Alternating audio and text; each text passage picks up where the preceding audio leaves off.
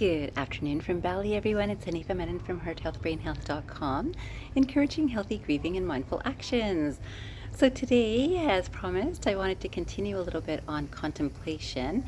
And now I'd like to get in just a little bit deeper as to what exactly can we contemplate. And of course, that topic is endless. But I thought I would direct you in some sort of Vedic scriptural way.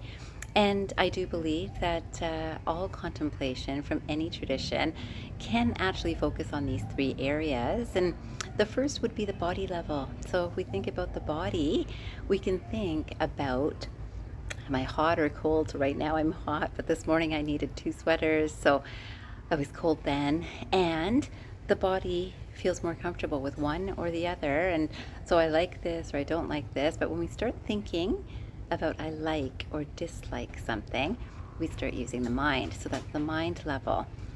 And in the mind level, we do think of I like this place, I like this temperature, I like this person, I like what this person said to me, I like this object, I like this activity, whatever it is, it's I like it or I don't like it. And when I like something, I want more of it, which then leads to desire.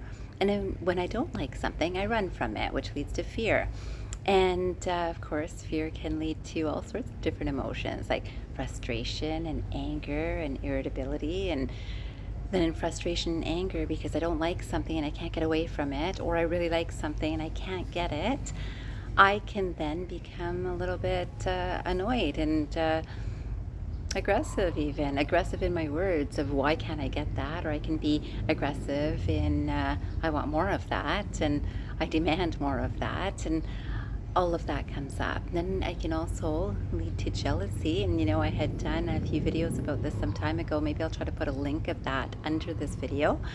But this idea of when I can't get something that I want, either because I like it or I dislike it and I want to get away from it, I might have jealousy over someone who does have what I want or is away from what I do not want. So all of this is at the mind level. Then we've got another level, is the intellect level. The intellect level says this is right, this is good. So even though I'm not so comfortable with this group of people, but it's right because this is the group of people that is really very kind people, but I just find them kind of boring sometimes, or I find them a little bit too energetic sometimes, whichever way it is. So it could be people, it could be places. It's the reasoning mind that comes in of, okay, I'll go to work because it is something that I have chosen to do. Now, this is very different from the likes and dislikes. When we think about, I like this work, I do not like this work, any work that I'm doing. Either I'm cooking for the day, or I'm cleaning, or I am actually going to a workplace to earn money, perhaps. And there's different reasons that we do something through reason, too. It's either I need money to pay the bills, so I go to work, or I might think that I like what I do, so that's what I'm going to do. Or I might think that I'm a responsible person, so that's a belief that I have, and that's also at the intellect level, that I understand, my reason tells me that this is something that I contribute well to. So all of that is body, mind, intellect. And these areas are wonderful to contemplate, because when we're contemplating these areas and we see this duality is in everything that we experience on the day-to-day experience. And from that duality, we do a jump into a space of love with contemplation. So contemplation is just to look at what is. Remember, this is something that I certainly find very useful, that listen to something like this video and then contemplate it and see how it applies to you. That, wow, yeah, am I much more caught up in my body level of whether I'm comfortable or not, if I look good or not, if I am pleasant to the people that I meet? Am I fitting in terms of the group that I'm going to, or the environment that I'm in? Am I fitting in with my community? Am I fitting in with my workplace? Whichever. And it's important to me what other people say, or it's important to me what I say. So all of these things are good contemplative exercises for us. And you would think, why? I thought I'd share this quote with you, and I hope again that this will tie in with yesterday's video.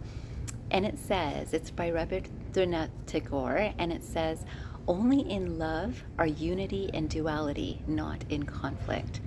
Only in love are unity and duality not in conflict.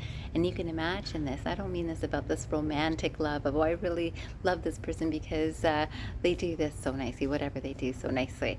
Not that love, that unconditional love where duality doesn't kick in of, well, I like this, I like to eat this when I'm hungry, but I'm not so hungry, so I don't like it anymore. So that sort of idea, that getting beyond that duality space is the space of love, of true, authentic love. Then I thought that I would like to plant the seed of why this is important, because whether we look at basic relationships, so it's friendships or romantic relationships, whichever, sometimes we look at the other as the other and we see a darkness in them, something we do not like. And we can understand now the mind chooses. I like this today, I don't like it tomorrow. So the mind can choose that. That benefits from contemplation. But oftentimes the mind will go into, that person should change this or that, or maybe I should change this or that because it's not good to that person. And darkness is darkness no matter where. So when something is not good, it's darkness and it's a part of all of us. And then we can choose where we work from. So this quotation is actually by Martin Luther King Jr. And it says, darkness cannot drive out darkness. Only light can do that. Hate cannot drive out hate. Only love can do that. And you can see why this would be so important when we look at things politically. But bring it back down. Maybe you're not involved in politics. Well, maybe you are through your energetic, you're watching news, or if you're speaking about politics. How much love is flowing from you, which is light, and how much hate is flowing, which is darkness. And so this is a good thing to contemplate for yourself, about yourself, and not so much about other people. And I finally wanted to end with one more quotation. And this one is by Desmond Tutu. So again, two political authors, which I thought is very useful today, and not only on the political realm, but every realm of our life. This quotation says, hope is being able to see that there is light despite all of the darkness. Hope is being able to see that there is light despite all of the darkness. And I love this quotation. Of course, I would love the quotations that I'm sharing with you.